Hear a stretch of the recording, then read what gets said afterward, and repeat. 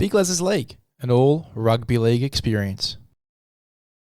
Hello, welcome back to Big LEZ'S League, an all rugby league experience. If you're watching on the YouTube, great, you get to stare at my ugly mug again for a little while. If you're listening on the Spotify, make sure if you haven't already to go ahead and give that a follow. We are on all podcasting platforms, Spotify, Apple Podcasts. Make sure to follow us across all of our streaming platforms. Subscribe to the YouTube as well. Follow the Instagram, Big LEZ'S League _. But without further ado, let's get straight into it. Lachlan Galvin, it looks like he's requested a release from the Tigers. Obviously, Shane Richardson confirmed this, so it's not really a rumor anymore. But, as to why he has requested this release, we're going to delve into that a little bit. We're going to talk about this injury that he's currently playing through as well and where he might end up as well. Just pure speculation. We love a bit of speculation at Big LEZ'S League. Then we're going to talk about Lachlan Ilias, obviously signing or potentially looking to sign with the Newcastle Knights. Peter Parr has confirmed that the Knights are interested in Lachlan Ilias. We're going to talk about that as well, how he would fit into that club, and obviously, the competition with the abundance, I should say, of halves competing for spots in that team. So we'll start off with Lachlan Galvin. I think it would be a great signing for any club. We see his effort areas week in, week out. He is just such a competitor on every single play. Such a strong, sized halfback. And doing it at 18, 19 years of age, it is just absolutely insane. Like, it makes me feel like I could play rugby league. I could play NRL right now. If I was good enough, I'd be playing NRL right now. It's just absolutely insane. I couldn't even picture myself running out there. I would shit myself to no end. So, credit to those guys at the moment that are my age, that are 19, like Blaze Talungi, like Lachlan Galvin. There's an abundance of them. Isaiah Katoa, only a year older than me as well, 20 years of age. There's just some absolute freaks of nature that are so young coming into the competition and absolutely dominating like some of the guys that I've just mentioned. So I think that Lachlan Galvin, especially with how young he is and how mature he plays, he is a 18, 19-year-old playing like he's 27, 28, 29 years of age. He just plays with so much maturity, and I love watching it week in, week out. He helps that side so much. So much so, he's playing with an injury at the moment, obviously playing with a fracture somewhere in his wrist, which is just absolutely insane. I mean, for the Tigers' perspective as well, why are you playing such a young kid with this sort of injury when you have a few halves that you can bring in, a few guys that you can bring in? I imagine when Adam Doueihi is fit and ready to go, I'd even though long-term Adam Doueihi probably won't be the 5'8" at the club, it will probably be Lachlan Galvin or Jerome Luai, depending on the direction they want to go in. I think that you've got to rest Galvin. He is the future of your side, whether he's the 6 or the 7. He is the future of your team. You've got to rest him, especially so you can avoid him having to get surgery during the off season and being out for an extended period. Might be out for the start of next year. That's the last thing you want. You want to avoid any tissue injuries. You want to avoid any further injuries that can happen with him playing with this injury. I think it's just so dangerous and it's so reckless. Yes, he does a lot for your Tigers side. He carries a lot of the time for the Tigers, and obviously over the past few weeks, his involvement has gone down a little bit with this injury, but he still puts in 110% for your side. He runs nearly 100 meters a game, gets heavily involved. He goes for the big play. We can just see that the effort that he's putting in when we watch him on the TV screens. I think you really need to rest him. I think that it is unethical to play him with this sort of injury. And I think that the best thing for Lachlan Galvin this early in his career is to just take that time off. I don't think I'd even be playing him in New South Wales Cup. I think I'd just be giving him a few weeks off just to recover from this injury, obviously to come to the games, to watch the first graders and obviously be a part of the team in that sort of capacity as well. But yeah, look, I definitely would not be playing him with this sort of injury. I just think it is so wrong. And especially the reason that I wouldn't play him in New South Wales Cup either is because imagine he goes out into Cup and injures it. It's pretty much the same deal. It's pretty much the same consequence. Give him some time off to recover from this injury. Let him be around the first grade squad. I think that it's the best thing for Lachlan Galvin, especially when the Tigers aren't going to be a top 8 side at the end of the year. It's confirmed. The Tigers will not be a top 8 side at the end of the year.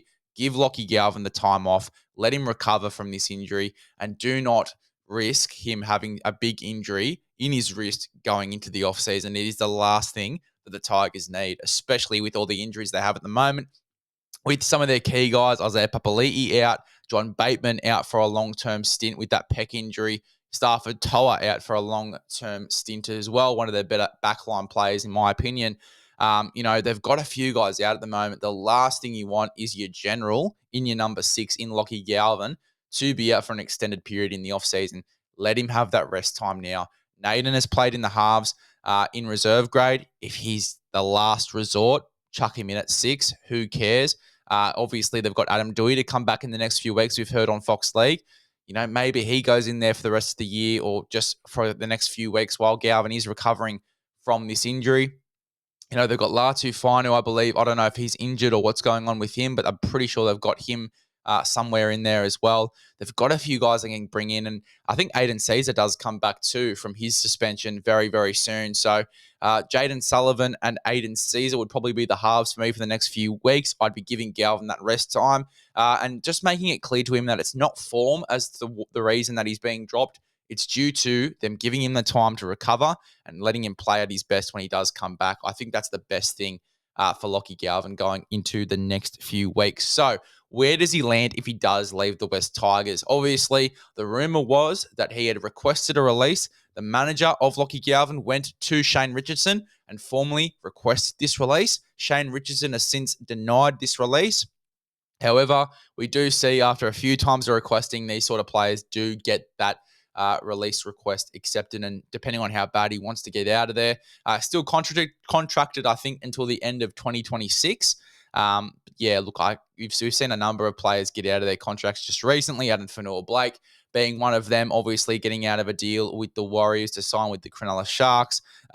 We've seen Aaron Schopp get out of his Titans deal to go to the Manly Seagulls. Jake Simpkin from the Tigers going to the Manly Seagulls as well. We've seen it a number of times, players getting out of their contracts to go elsewhere. I think that Galvin, after a few times of trying, depending on how bad he wants to get out of there, will probably be able to get out of there very, very soon. So where does he go? Where does Lachlan Galvin go? Roosters, for me, stands out as a potential signing spot for him. Obviously, Luke Keary leaving at the back end of the year. The Roosters are going to be going into a rebuild period in the next 3 years. Having someone like a Lachlan Galvin come in, I think that Sam Walker, being so left side dominant, yes, he's really conditioned himself to the right side over the past few weeks. But I think that him going back to the left, maybe going into that 6 jersey and having Galvin in the 7, I think could be huge. Also, vice versa. You see a bit more of a Melbourne Storm style combination where they're both really big X-Factory players, but they both complement each other. They both help each other out in their own little ways. I think that could work really well too. Galvin in the 6, Sam Walker in the 7. I think that could be a huge signing for the Roosters going forward. Having someone so young with, a Sam Walker who's still quite young himself, I think that just really sets them up well for the future. And, any other half, Galvin's age, signing with the Roosters, I'd be saying it's too young, it's too much risk. It is going to be not as beneficial for Sam Walker because you're just going to have too much X factor, too many chefs in the kitchen. But I think Galvin, with his maturity, can play his role really well, and he's that one guy for me that I think could really fit into this side very, very well. And I think that Robbo and the Roosters, what the Roosters stand for as an organisation, Galvin fits that perfectly. The effort areas, what he will do for his football side, and then having him under Cronk as well, learning the ropes, having him under Piercy, learning the ropes as well, Lachlan Galvin. I cannot wait to see the player that he could be going into that Roosters system. I think he would be perfect there. And then the obvious one as well is the Panthers. Jerome Luai going to the West Tigers. Does Galvin maybe go over and spend some time at the Penrith Panthers? Could you imagine him, next to Nathan Cleary? That would be absolutely insane. And particularly with Isaiah Papali'i already going to the Panthers as well. You think about the team that they will have going into next year. Yes, they lose James Fisher-Harris. Yes, they lose Jerome Luai. They gain Lachlan Galvin. They gain Isaiah Papali'i. they are going to be a premiership threat if they get Galvin in that side. I'm telling you that right now. I think that with Cleary playing a little bit more of an expansive role of late too, and particularly what we've seen from him in that grand final, playing a lot more of a style that a 6 would play, I think Galvin, with a bit of structure and maturity, can really allow Cleary to just free himself up, play that expansive role, play that X-Factor role, and it just go to another level. I think that Galvin is what Cleary would need to go to that next level. Just a bit of structure and maturity in that team. I think it could go a long way. I think that Galvin would be a massive signing for both the Panthers and the Roosters. Those two stand out for me very heavily. I think a lot of other sides, he wouldn't really be playing first grade. So, Galvin for me, Panthers and Roosters. Another one that came to mind for me would be the Raiders. I think that having a bit of structure coming into that halves pairing, you've got KO Weeks who can be a bit loose. You've got Ethan Strange who can be a bit loose, loves a running game as well. I think having a Galvin come in, most likely if he goes into that side, he'll go into the 7 and just add a bit of structure. I think that it could go well for the Raiders as well. I don't think it's as likely as obviously the Roosters and the Panthers. The Raiders, they've still got Jamal Fogarty to come back next year. They're going to have to make a big decision on whether they want to go with Weeks or Ethan Strange. Adding to that headache might not be the best idea, bringing Galvin in, but again, just adding a bit of structure. I mean, Fogarty isn't the youngest player either. He's going to be going into his 30s very, very soon. It'd be good to have a young guy to come in and take the reins after a few years, but I think the Galvin is so good, you can't sit him there and make him wait for a few years. He has to come in now. He's ready now. And we've seen that for the past few weeks from him. So Roosters and Panthers for me are the most likely drop options for him. And I imagine a lot of top 8 sides would be throwing a lot of dollar at him, or a lot of coin at him, I should say, to go over and play for them. I think that anywhere else, really, unless there's someone I'm forgetting about, probably he wouldn't be playing first grade, most likely. I mean, the Rabbitohs could stand out as an option as well. If Cody Walker is to go into the 7 long term, you bring Galvin into that number 6, it could work quite well. Cody Walker could play a lot more of an expansive X-Factor role, and Galvin could just add a bit of structure in the 6. Could be good to sort of tone down what is a very fiery left edge as well. Jack Whiten would go back into the centres. It could work quite well. As I said, though, Panthers and Roosters for me stand out, and I think it's the more likely option for him to pick as well. I think that if he's going to be choosing where he wants to play his future football at, I think the Roosters and the Panthers, I think they're the most likely options, and I think these teams need him the most. So, I'm very excited to see where he ends up if he gets this release. But the Tigers, you'd have to imagine that they absolutely pound him and get him to re-sign. Well, not pound him physically, but mentally, just really push for him to stay. They need to convince him to stay, and they need to get some confidence in him that this club can build around him in the future. Because at the moment, with him requesting a release twice now, this has happened twice. This recently coming out into the media, but before that, there was rumors that he was requesting a release at the start of the season as well. So, this is twice now reportedly that this has happened. They need to instill some confidence in him ASAP. Absolutely ASAP. Let's move on to Lachlan Ilias before we dribble on Lachlan Galvin too much longer. Just to sum up, Roosters, Panthers, I think would be the perfect dropping zones for Lachlan Galvin, and I think wherever he goes, it would be a great signing. A lot of clubs need a Lachlan Galvin in there just to add a bit of structure, a bit of maturity, and just to do that at his age is absolutely incredible. He's one of my favourite players, if not my favourite player to watch at the moment, Lachlan Galvin, doing some great things in the NRL. But Lachlan Ilias, though, obviously Peter Parr has confirmed that the Knights are interested in Lachlan Ilias, and he could go there very soon. South Sydney have obviously pushed for him to look elsewhere. Unfortunately, he is such a great player. I think that the one thing that let him down in the NRL was confidence. Didn't have enough confidence to lead a side around next to guys like Cody Walker, Latrell Mitchell, who demand the football on a regular basis. They want the footy in their hands in the big moments. Lachlan Ilias, he wants the ball in his hands in the big moments too. He just didn't have the confidence to ask for it above guys like Cody Walker, above guys like Latrell Mitchell. And you could see that in that side. You could also see that just generally he didn't have the confidence to speak up in that team with so many big voices already in there, so many big NRL voices already in there. I think personally he's more of a 6 as well. I don't think he's a 7 yet. I think that he would complement a 7 very well. big body, running good lines, a bit more of a running number 6, I think could suit him quite well. And he has a pretty decent kicking game when he's on. Obviously, we've seen some pretty poor kicking performances from him last season, but he does have a pretty decent kicking performance when he is on. When he's on song, he can kick the ball quite well. So, Lachlan Ilias, I think, would be a good pickup for the Knights. However, I think it is strange for the Newcastle Knights to go after Lachlan Ilias. I mean, you look at the halves that are already in the discussion for jerseys and the current battle over there for half spots. You've got Gamble, who's obviously injured at the moment. You've got Will Price still waiting to get into first grade as well. According to Adam O'Brien, not ready yet. Apparently, his New South Wales Cup performances haven't really, complemented what we saw from him in the trials very well at all. You've got Hastings and Cogger in there at the moment, who are doing okay. Lachlan Ilias to add to that headache, I just cannot see the benefit in that. Unless, your South Sydney are probably going to get something in return. Maybe one of those halves, maybe a Price. I'd love to see Will Price and the English half coming over at the moment to South Sydney combine. A totally clean slate would be very interesting. Cody Walker, I still think has got 1 or 2 years left in him. But yeah, look, I mean, going in a whole new direction would be very interesting. And Will Price can obviously play in the fullback jersey, can play in the centres as well. He'd be a decent little pickup. Whether we get him, whether we get a Gamble just to sit in reserve grade as backup, I think we do need a bit of depth in that half position. So maybe if we get one of those halves in return, it could work very nicely. I think that the most likely one for us to get in return would be a Will Price. I mean, Adam O'Brien, we've seen in recent interviews, isn't too high on Will Price in terms of his form in New South Wales Cup at the moment.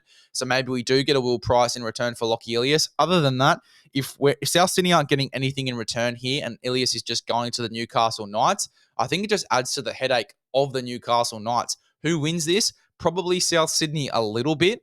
They have a little bit of cap left up to get a lower grade half as some depth into that side, and they obviously have a lot of money left over to potentially get another star as well to add to what the cap that they already have at the moment, with Tommy Burgess leaving, with Sammy Burgess and John Sutton obviously leaving in the past as well. I think they'd have a little bit of cap to go for a big star potentially in the middle, or a few, English or reserve grade front rowers that are waiting to have their crack at first grade. Look, South Sydney would win it a little bit. It adds to the headache of Newcastle, obviously in that picking of halves. Having 5 halves to choose from, and a squad of 30 as well. I just cannot see how that worked for the Newcastle Knights. I don't think that Newcastle would be planning to get Lachlan Ilias unless they were planning to get rid of a Gamble, a Price, or a Cogger. I think Hastings' spot is safe, but you never know. Obviously, there's been a few rumours of conflict with him there at Newcastle. But I don't think that they'd be getting rid of him anytime soon. I think it's going to be one of Cogger, Gamble, or Price that potentially is in a trade to go to South Sydney, or is in line to go to another club over the next few years. But yeah, look, I think it's just a bit of a strange one for Newcastle. I cannot see it working for them if they get him and don't give anyone in return, because it just adds to the headache that they've already got in picking halves. As I said, I think he'd be good backup, but then again, you've got good backup already at Newcastle. Let's talk about some other landing spots for Lachlan Ilias. Obviously, the Roosters has been one that's been heavily rumoured over the past few weeks. Braithen Astor has been pushing for Lachlan Ilias to get into that Roosters squad. The Roosters, I'm not sure how keen they are on signing Lachlan Ilias, but Braithen Astor has been pushing for meetings between himself, Ilias, and obviously Roosters officials to get that deal done. I don't know how that's going. Obviously, rumours that he's going to Newcastle suggest that meeting isn't going to happen or hasn't gone very well. But yeah, Roosters is one that I've heard a lot of rumours, and I've heard a lot of rumours are the front runners, particularly with Anasta, really making that push and trying to get that to happen. But yeah, look, that's one spot I can see him ending up. The Tigers would be another one. If they lose Galvin, maybe Lachlan Ilias goes there. As I said, I think that he could really fill a role well in a number 6 jersey, taking a little bit of pressure off his shoulders. Short kicking game's quite good. Run some really good lines as a sizable number 6. Similar to the body shape of a Lachlan Galvin, just a little bit more muscle and grunt on there from Lachlan Ilias. We've seen some highlights from him with Blake Taft playing in the 7 and Ilias in the 6. He's gone quite well in that rotation when he is in the number 6 and he has a crafty number 7. He goes quite well, and a lot of these highlights have come from him being in that number 6. So maybe he replaces Galvin if Galvin does go to a Panthers, a Roosters, or elsewhere. The Tigers could be a landing spot for him. In regards to if he's a 6 or a 7, I think if he goes to a top 8 side, he is a 7 in training. He'll be depth. If he goes to a bottom 8 side, he will be a number 7 or he will be a number 6 for me. He most likely will be a number 6 going to a club like the Tigers or something like that. I can see him playing in that number 6 sort of role. The big thing, though, and we spoke about it before, is that he just needs a bit of confidence. Confidence is the big thing for Lachlan Ilias. He struggled with confidence at South Sydney. If he goes to another club, he gets another fresh start. The big thing for him is going to be getting that confidence.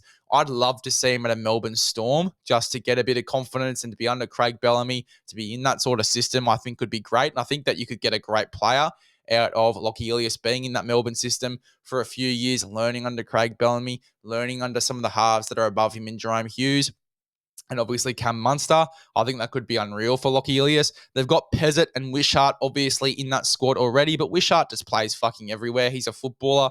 And Pezzett, he can play in the 6 or the 7. Having another backup, during the international and origin periods, I think would be huge. Melbourne could be an option for Lachlan Ilias as well. I'd love to see him there. I think that he'd be really, really good as backup. As for Galvin to go to a Melbourne Storm side, as I said, he's a first grader now, whereas Lachlan Ilias, I feel like, still has some time to develop as a player. Lachlan Ilias has developed. He looks like he's ready for NRL. In fact, he is ready for NRL. So I cannot see him going to a side and sitting in reserve grade much longer. He's ready. Yes, he's young, but he's ready. There you go, guys. That is your rumour mill. Lachlan Galvin to potentially leave the West Tigers. Lachlan Ilias to potentially go to the Newcastle Knights. Let me know what your thoughts are in the comments about these rumours. Let me know where you think 2 landing spots for these 2 halves would be. 2 good landing spots for these 2 halves would be. As I said, subscribe to the YouTube. We are trying to grow this every single day, trying to get content out every second or so day.